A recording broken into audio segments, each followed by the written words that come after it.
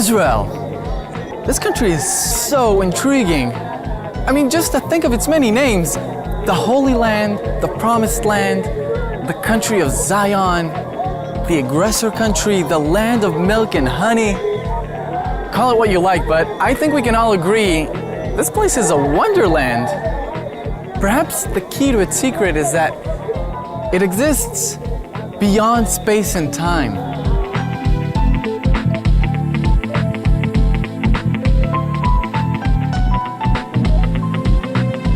Let's talk about space first. Come to think about it, this country is tiny. You know, it's so hard to grasp how it's even able to fit everything in this wee bit of land.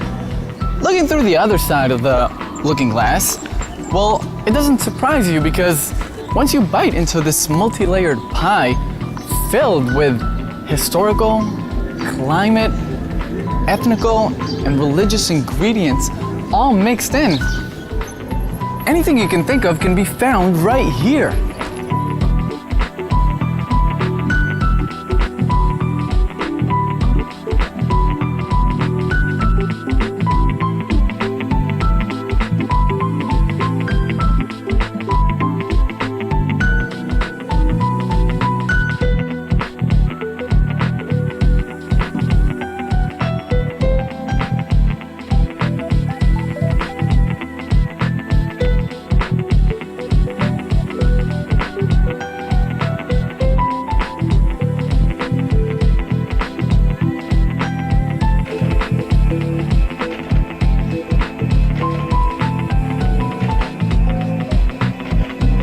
Right this very minute, while skiers carve the snow down Mount Hermon, in a lot, sunbathing and swimming with the dolphins is season special.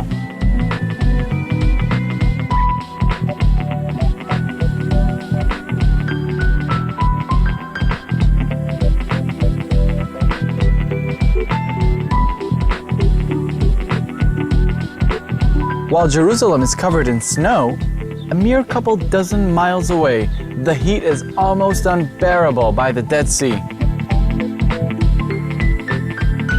You name it, it's here. Except the borders, of course. Nobody recognizes them. The never-ending dispute with the Syrians over the Golan Heights doesn't help much in setting the borders in the north. Well, let's take a look at the south. Come on, this is a joke, not borders. Stretch your arm from here, and it's in Egypt. All right, let's try east. Maybe better luck there. Nope, the shores of the Jordan River are like children in a divorce, with Jordan and Israel fighting over custody. The Mediterranean Sea bounds Israel in the west. Want to try set a border there? Since the beginning of time, this country was struggling to define its borders. It's like, here's the country, but where's the borders? No good, right? Now, how do you define a space dimension without a border? Exactly. And the time concept? I don't even want to get into that. It's sort of like this country is beyond time. Where do you even put the reference point?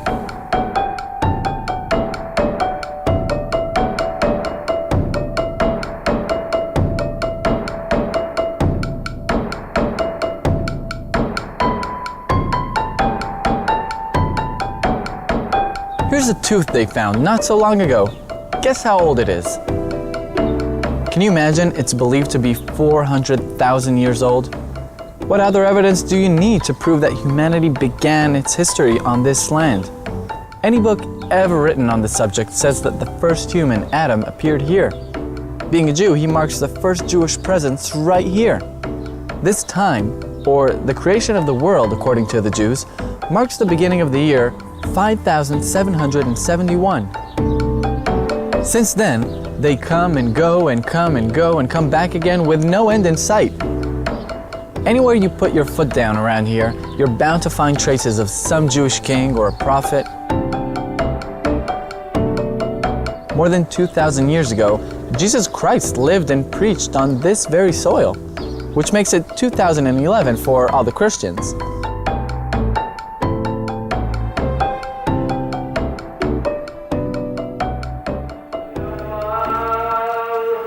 In the 7th century, the Muslims arrived, following Muhammad, who prayed in the vicinity along other prophet. So the Muslim Arabs, who make a good quarter of Israelis, today live in 1432.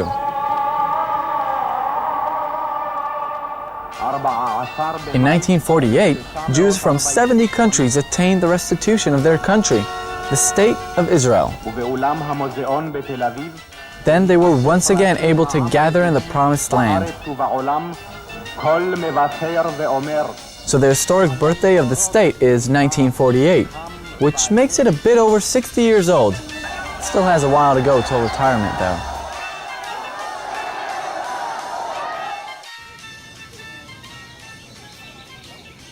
With this in mind, think about this. Every group of residents here have their own reference point in the timeline. Every group celebrates a different New Year's, and every New Year's is celebrated on a different date. The one thing they all know for sure is that a celebration of a certain event actually begins the night before. With all this confusion about where they are in the timeline, well, that only creates more confusion.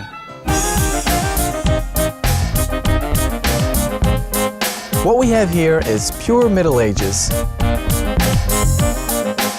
These are the Hasids, also known as Orthodox Jews. They seem to have been frozen in the 16th century and have never came out. They live by the Torah, the Bible, and strictly follow its canons.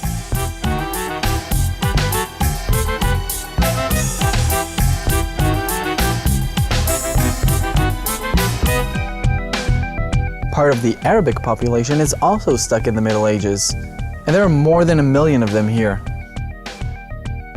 Not to mention, Arabic is the official second state language in Israel.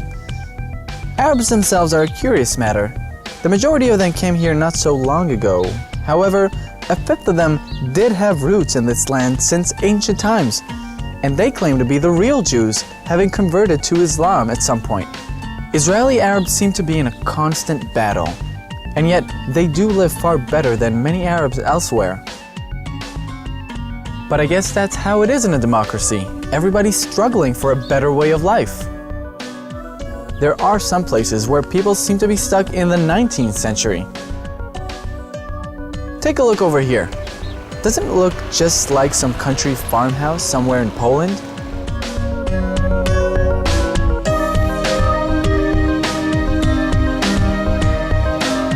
Bedouins, for instance, still keep it Moses style, with all the appropriate attributes, tents, camels, goats, all included.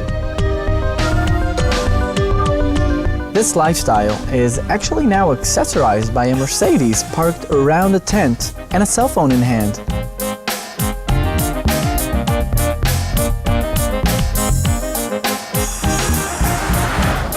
But that's just a side effect of living in the modern world. Take 2 steps away and you're in the future. The Weizmann Institute is here. The science in general is so far advanced here. Nanotechnology, newest top-notch computers. Nobody in the world has them, and yet here, they somehow keep popping up. Just think about it. They're already using them. By the way, per capita, this country has the largest amount in the world of scientists, various award winners, research papers, and registered patents.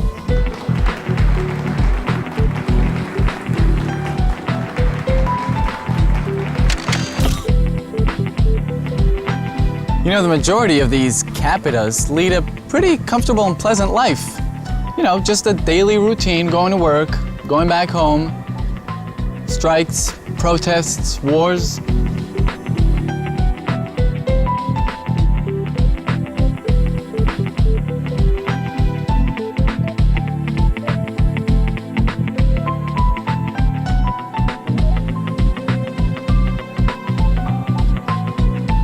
Jews of all colors can be found here, each one with their own language, culture, cuisines, lifestyle.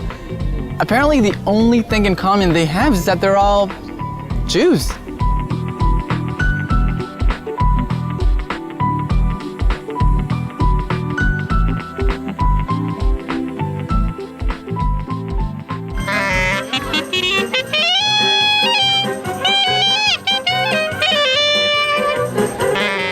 European Jews, the so-called Ashkenazi, are the ones we're used to seeing a lot in Europe, and the ones we know as Jews.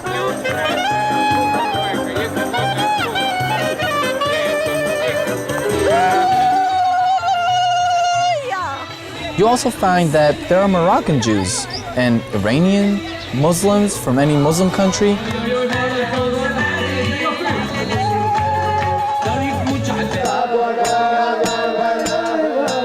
and even Afro-Israelis from Ethiopia.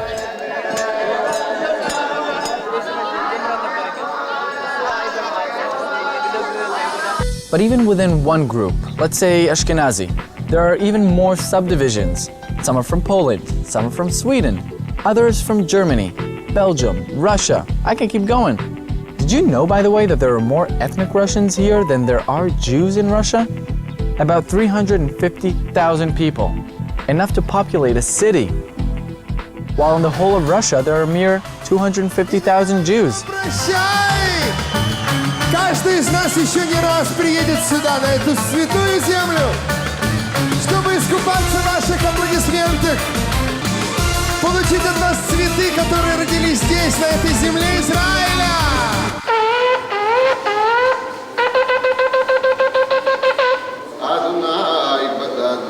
Spanish Jews, Sephardi, managed to preserve their old Spanish language called Ladino, which is not spoken in Spain anymore.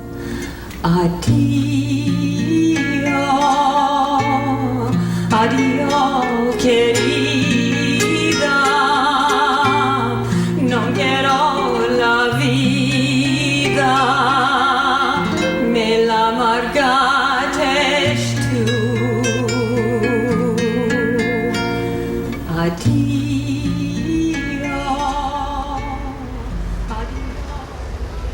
Speaking of language, this was quite a linguistic miracle on its own.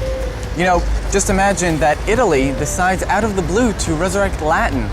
For a long time, Hebrew was a dead language too. But Israel decided to resurrect it and make it an official language of the state. It even has its own slang now.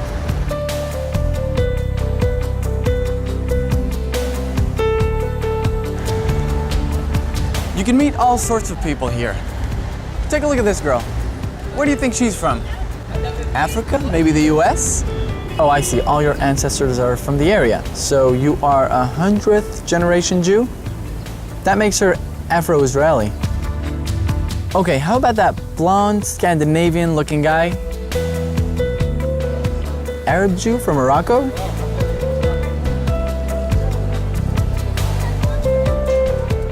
Go figure. Way to get confused. Don't forget about the Druze and the Sunni or Armenians in the old town of Jerusalem. A lot of migrant workers from Thailand. Did we leave anyone out? Oh yeah, how about the Chukchi? Don't worry, plenty of them here. Also, there are Chinese, Ethiopians.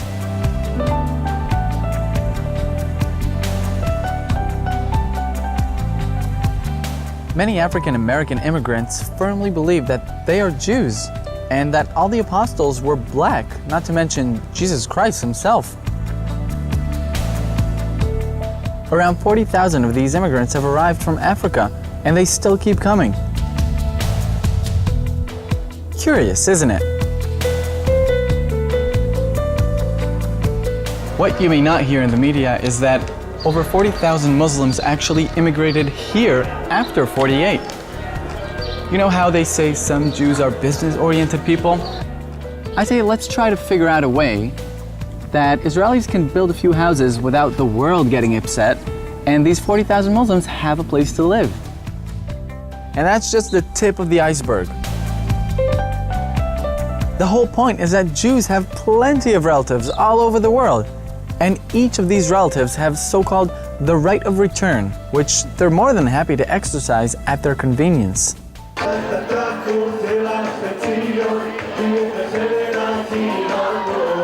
Not only that, but they seem to continue to discover more degrees of relationships to Israelis.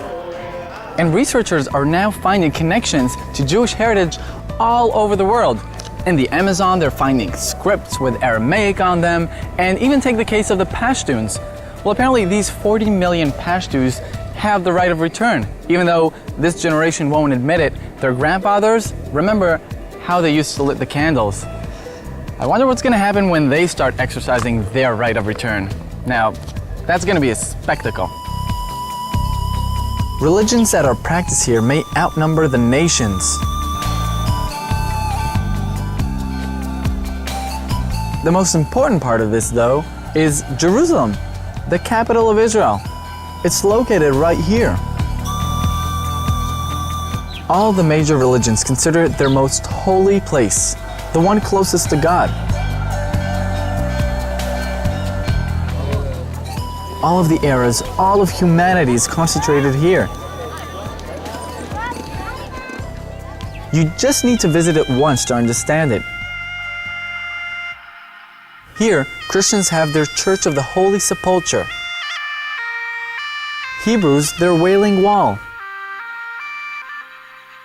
Foundation stone, the hub of the universe, is here.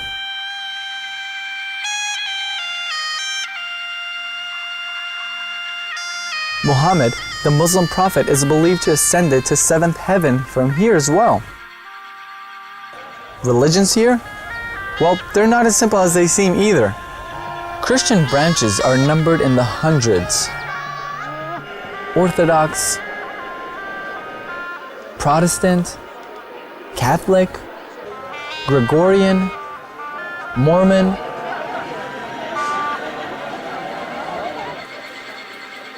Don't forget the Hebrews, of course. Jews just can't tolerate it if it's all the same for everyone. So they had to break it into 4 branches: Orthodox, Conservative, Eastern, and this, whatchamacallit, Progressive? You'd think they'd stop there, right? But nope, they had to go and subdivide them into even more categories. Such a pain to try and list them all. Muslims are represented by the Sunni and the Shias.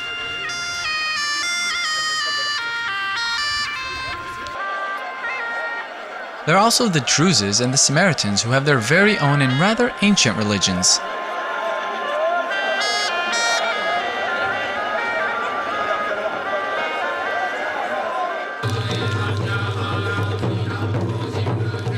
Japanese Shintoists come here every year specifically to do their traditional march.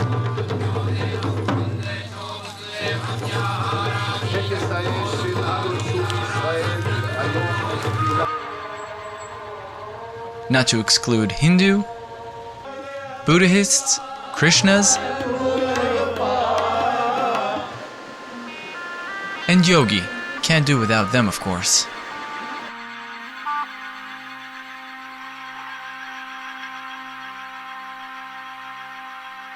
The Baha'is settled in Haifa. Can't help but love the Baha'is. Pretty churches with peacocks and flowers everywhere. The foundation of their religion is the love for beauty. I don't know. If I don't go entirely crazy from all this messy business, I'm definitely gonna turn into a Baha'i and I will love everyone.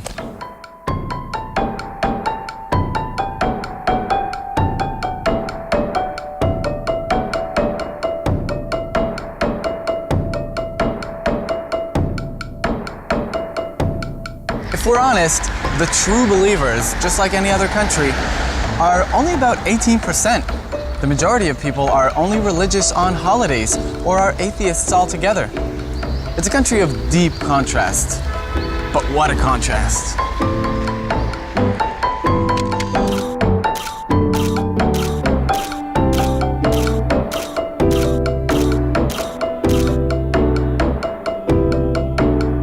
While pious Muslims or Orthodox Jewish women do not allow even the skin of their hands to show from under their clothing, and they follow strict rules,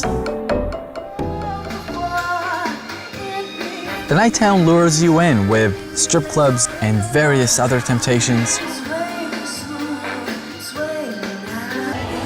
100,000 gays marching around and about the so-called Pride Parade. Can you imagine? Not for the likes of the Orthodox, for example.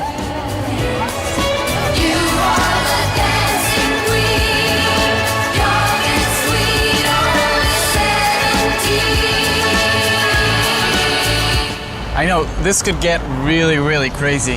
But good thing there are a lot of specialists around. Did you see all those post-its on the bathroom stalls advertising for psychiatric help? There are so many specialists here. Well, might as well take one just in case.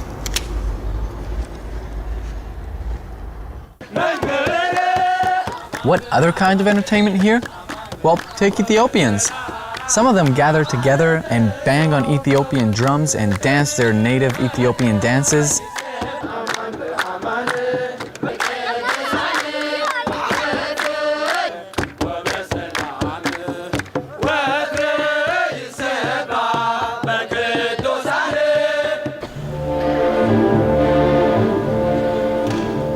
If your soul calls for something a little more refined, well, here you go. Welcome to the Symphonic Orchestra concert. Or maybe a Russian theater? Sergei Ivanovich Metropolitansky.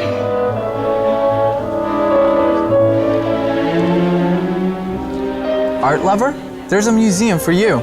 Or better yet, come to Jaffa. Where else in the world can you see such artist towns? This country has quite a few of them.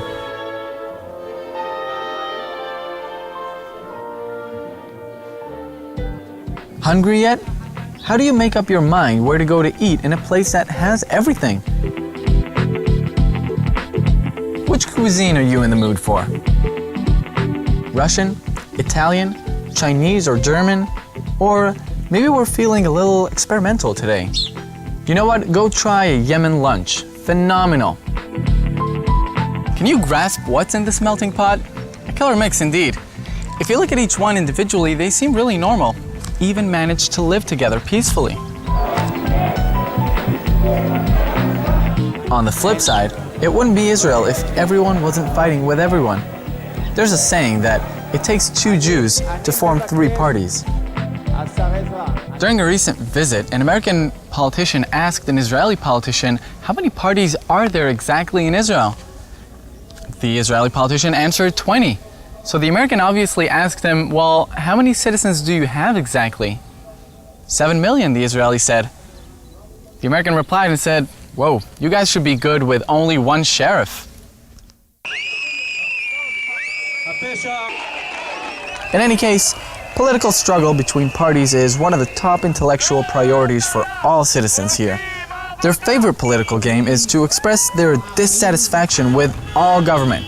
Always unhappy with something, they do watch their living conditions improve.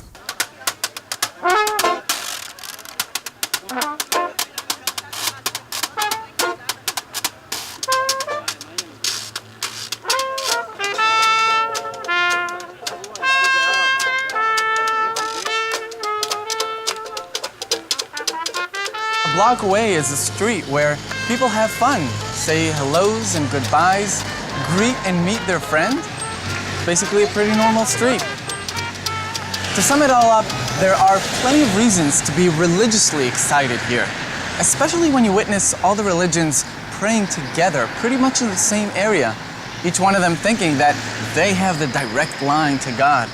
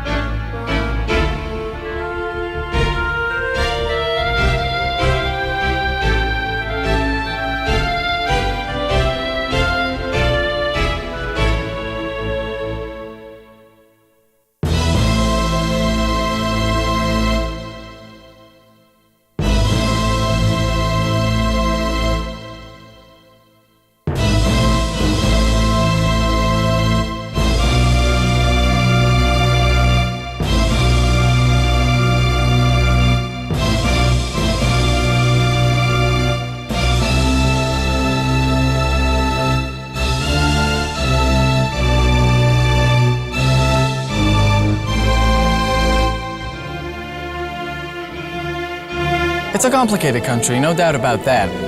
This place is sparkling, so full of life. It has everything in the world except peace. This place is really, really interesting. Interesting not only to those who live here permanently, but also to anyone who visits. Why? Maybe it's because people are attracted to what they can't explain. Or maybe there's something Jewish inside of all of us.